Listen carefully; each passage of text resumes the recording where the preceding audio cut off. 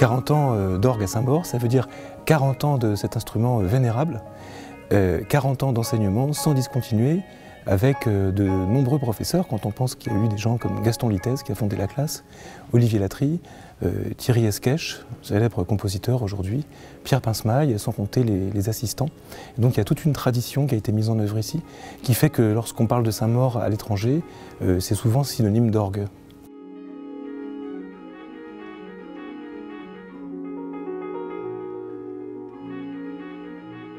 Alors pour ce qui concerne l'évolution de l'enseignement de l'orgue, c'est surtout le format qui a changé. Aujourd'hui, bien sûr, le cours est beaucoup plus calibré et chacun de nos étudiants a un temps de cours tout à fait déterminé. Ça, c'est, je crois, la plus grande différence. Sur le fond, bien sûr, les choses ont aussi évolué. Il y a peut-être une exigence de précision dans les connaissances des styles qui est peut-être plus importante aujourd'hui. Mais il ne faut pas oublier que le premier enseignement qui a été donné ici par Gaston Litez, c'était celui d'un compositeur.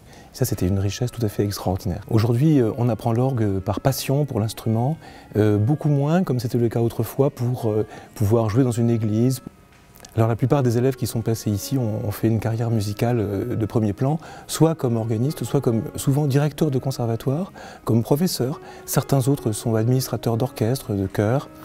Enfin, certains sont compositeurs. Donc on a une variété de parcours tout à fait extraordinaire, y compris parmi les plus jeunes d'entre eux.